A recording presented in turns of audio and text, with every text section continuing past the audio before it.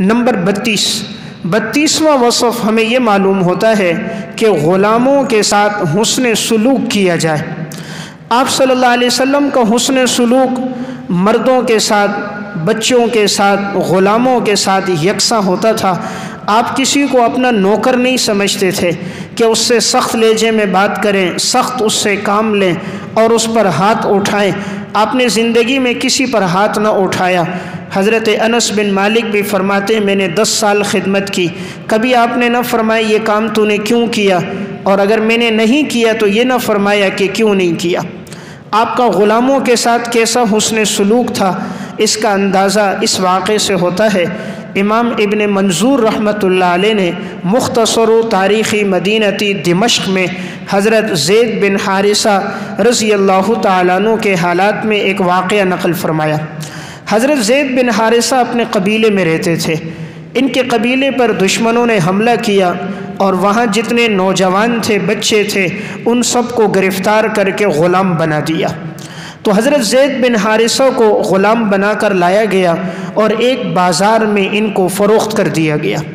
جب انہیں فروخت کیا جا رہا تھا تو خریدنے والے حضرت ختیجہ رضی اللہ تعالیٰ عنہ کے بھتیجے تھے، حکیم بن حزام، انہوں نے اسے خریدا اور خرید کر لائے اور اپنی پھوپھی حضرت ختیجہ رضی اللہ تعالیٰ عنہ کو دے دیا۔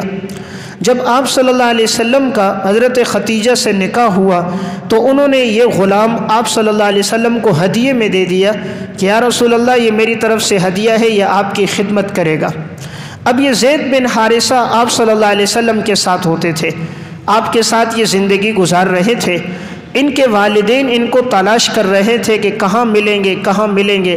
وہ تلاش کرتے رہے ایک عرصہ دراز کے بعد پتہ چلا کہ ان کا یہ صاحبزادہ آپ صلی اللہ علیہ وسلم کے پاس ہے۔ تو اب زید کے والد حارثہ اور ان کے چچا یہ دونوں آپ صلی اللہ علیہ وسلم کے پاس آئے۔ کہا ہمیں معلوم ہے آپ کا تعلق قریش سے ہے، آپ بڑے خاندان سے ہو، آپ کے اخلاق بہت عالی ہیں، یہ آپ کے پاس ہمارا بیٹا ہے زید۔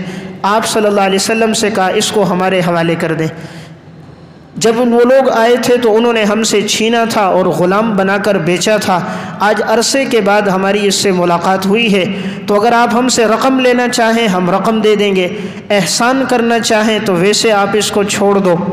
آپ صلی اللہ علیہ وسلم نے فرمایا میں زید کو بلاتا ہوں، اگر یہ تمہارے ساتھ جانے لگے گا میں تم سے کوئی رقم نہیں لوں گا، یہ تمہارا بیٹا ہے تو یہ ویسے ہی جائے، اور اگر وہ نہیں جانا چاہے گا تو میں زبردستی نہیں کروں گا، میں تمہارے حوالے زبردستی نہیں کروں گا، میں اس سے پوچھوں گا۔ حضرت زید بن حارثہ کو بلایا گیا تو ان کے والد نے اپنے بیٹے کو دیکھا، تو ایک عرصے کے بعد جب باپ بیٹا ایک دوسرے کو دیکھیں تو کیا حالت ہوتی ہے، والد اپنے بیٹے کے ساتھ لپٹ گیا اور خوشی میں دونوں کے آنسو بہہ رہے تھے۔ چچا نے بھی اپنے بھتیجے کو دیکھا، پیشانی کو چوما اور کہا بیٹا آؤ ہمارے ساتھ چلو۔ آپ صلی اللہ علیہ وسلم نے پوچھا زید اگر تم جانا چاہو تو میں منع نہیں کرتا، تم رکنا چاہو تو میں زبردستی نہیں کرتا۔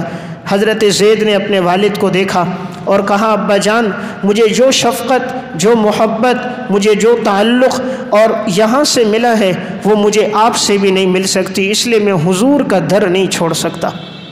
کہا میں آپ صلی اللہ علیہ وسلم کے ساتھ رہوں گا۔ والد نے کہا بیٹا تم یہاں غلام ہو، میرے ساتھ آؤ گے آزاد ہو جاؤ گے۔ اس نے زبان حال سے کہا ابا جان یہ غلامی ہی اصل آزادی ہے، کہ محمد کے ساتھ اگر غلامی میں بھی زندگی گزرے گی یہی میرے لیے آزادی سے بڑھ کر زندگی ہوگی۔ حضرت زید کی آنکھوں میں آنسو تھے خوشی کے۔ آپ صلی اللہ علیہ وسلم نے دیکھا کہ انہوں نے مجھے نہیں چھوڑا، اپنے والدین کے ساتھ نہیں گئے۔ آپ نے زید کا ہاتھ پکڑا اور لے کر بیت اللہ کے پاس آئے اور فرمایا آج کے بعد زید میرا بیٹا ہے، تو آج کے بعد اسے پکارا جاتا تھا زید بن محمد۔ تو حضور نے اس کو اپنا منہ بولا بیٹا بنا دیا تھا، متبنہ، منہ بولا بیٹا۔ تو اسی لیے حضرت زید کو آپ صلی اللہ علیہ وسلم کا بیٹا کہا جاتا تھا۔ اس واقعہ بتانے کا مقصد یہ ہے کہ آپ کا غلاموں کے ساتھ حسن سلوک کیسا ہے کہ ایک بیٹا اپنے باپ کے ساتھ نہیں جا رہا، اپنی آزادی کی زندگی کو ترک کر کے غلامی کی زندگی کو کیوں پسند کر رہا ہے؟ آپ کے حسن سلوک کی وجہ سے، آپ صلی اللہ علیہ وسلم کے عالی اخلاق، آپ کے کردار کی وجہ سے۔ ورنہ تو نوکر تو کب چاہتا ہے کہ وہ ایسی زندگی گزارے جس میں مشقت اور تکلیف ہو۔ تو گویا 32واں وصف میں نے یہ بیان کیا کہ آپ کا غلاموں کے ساتھ بڑا ہی حسن سلوک